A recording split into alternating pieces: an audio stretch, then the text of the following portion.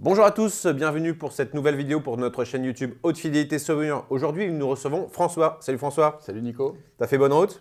Très bonne route, merci de me recevoir. Impeccable. Donc aujourd'hui, tu viens nous présenter la nouvelle gamme Sonus. Nouvelle série hommage, renouvellement de la série hommage. D'accord. Elle s'appelle New Hommage. New Hommage, d'accord. Pour l'appellation. Donc c'est le renouvellement de la génération hommage qui est là presque tout en haut dans le catalogue. Nouvelle hommage, 3 modèles. On passe sur donc, la Mati qu'on a à côté de nous, qui est la 5e génération des hommages, puisque la série hommage a démarré en 1993 avec la Guarneri. Donc la Guarneri, elle aussi, est à 5e génération. La Serafino, qui est le modèle intermédiaire qui a été rajouté un petit peu plus tard, en 2017, avec la série hommage tradition. Donc celle-ci, on a l'hommage tradition, la Serafino 2. Donc on a, je vais y arriver, la Guarneri numéro 5, G5, la Mati G5 aussi, et la Serafino qui est en G2. Oui, en fait, elle est sortie il n'y a pas très longtemps. 2017. Oui, c'est ça, tout à fait. En fait, la Serafino, qui est une petite Amati. Qui est une petite Amati. La Guarneri et la bibliothèque. Serafino et Amati sont les 2 colonnes. D'accord. On reprend donc nouveauté dans ces nouvelles séries hommages, le retour d'une finition qui était la graphite qu'on a eue chez Solus Faber au catalogue il y a quelques années, qu'on retrouve maintenant. Donc au niveau des coloris, on se retrouve avec 3 finitions. Celle-ci qui est donc la finition Wenge, la finition rouge qui est historique chez Solus Faber et la finition graphite qui revient donc au catalogue. D'accord. Très très très joli. Graphite qui est, bon, pour ceux qui ne connaissent pas, un petit peu noir quoi en fait. Un petit peu. Mais avec veiné, oui, tout à fait. On est plus sur un grand tracite, vraiment couleur mine de crayon. C'est quelque chose d'anthracite avec une pièce lumineuse. C'est vraiment quelque chose de très très joli. Techniquement, ce qui a changé, donc il y a beaucoup de choses, beaucoup d'évolutions. On se retrouve, donc il y a deux nouveaux haut-parleurs. Principalement, je ne vais pas rentrer trop dans les détails, mais on a ce médium où on aperçoit le plug qui est au milieu ici, avec donc des nouveaux aimants néodyme au niveau de l'alimentation du moteur de la bobine, enfin, du moteur du HP. Donc ce fameux plug qui est devant qui permet donc de réguler la mise en phase des haut-parleurs entre le tweeter qui est ici, le médium et les graves. Point aussi important, sur la partie médium aigu, une nouveauté, il y a eu, donc on a maintenant une chambre de décompression qui est donc à l'arrière du médium, qui permet, donc au lieu de fonctionner dans une charge close, on est dans cette fameuse chambre de compression qui est juste derrière la chambre dans laquelle est le médium, qui permet, au moment où le médium vient s'appuyer, de dégager la pression dans cette fameuse chambre, qui permet un bien meilleur contrôle au niveau de l'impédance du haut-parleur. Ça, c'est vraiment un des points notables. L'autre point important, le renfort qui a été fait au niveau de toutes les bénisteries, de manière à avoir un meilleur contrôle pour que seule la source émissive de son soit les différents haut-parleurs. Donc, à nouveau, il y a vraiment eu de très nombreux renforts avec différentes épaisseurs de matériaux tout au sein de la bénisterie. D'accord. Même principe au niveau du haut-parleur de grave, typiquement sur la Mati, on se retrouve avec un moteur qui est 22% plus puissant qu'était le précédent, c'est-à-dire qu'on a une efficacité qui est 22% plus marquée, ce qui veut dire qu'à la puissance équivalente, l'enceinte est plus facile à driver par rapport aux générations d'avant.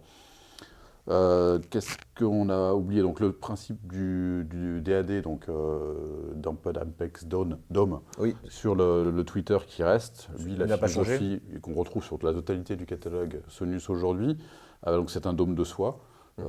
Toujours très naturel. Sonus utilise majoritairement des produits, on va dire des matériaux naturels, clairement ça s'entend à l'oreille. Le médium est à nouveau, c'est la pulpe de cellulose, donc des fibres naturelles, et le grave également.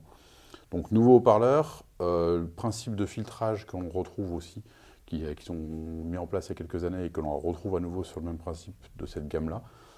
Donc meilleure mise en phase, donc c'est-à-dire l'alignement temporel des haut-parleurs par rapport à la position d'écoute est bien meilleur que ce qu'on a pu avoir jusque-là. Nous, pour revenir sur l'esthétique, on a perdu le petit rond au-dessus, qui était au-dessus, qui faisait un peu penser à des Riva pour les bateaux.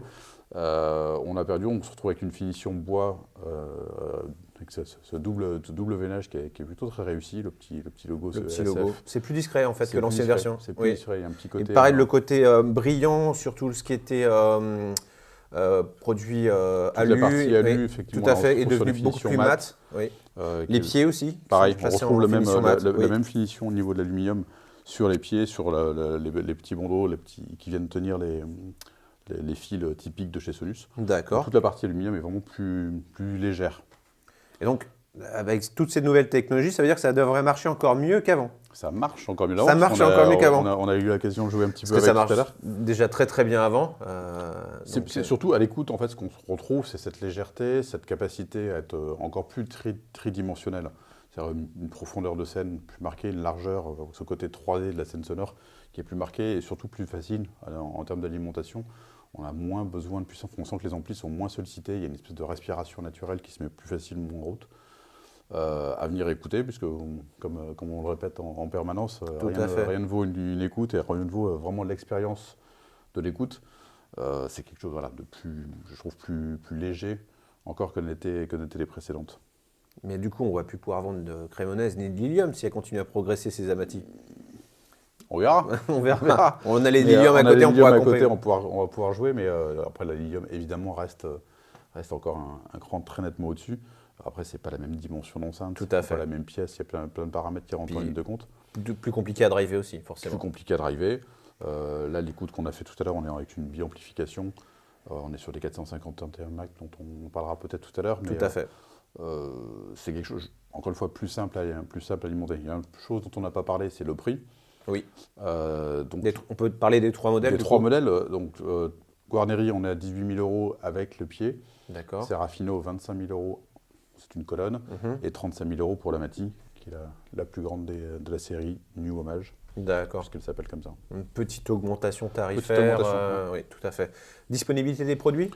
On commence à livrer seulement maintenant, donc on va dire dans les 2 mois qui viennent, ça devrait, je pense, se fluidifier. Donc en mars, avril, on va commencer à trouver quelque chose d'un petit peu plus fluide. Parfait. Merci beaucoup pour toutes ces plaisir. informations. À bientôt. À très bientôt. N'hésitez pas à liker, à mettre des pouces et à bientôt. Salut. Merci.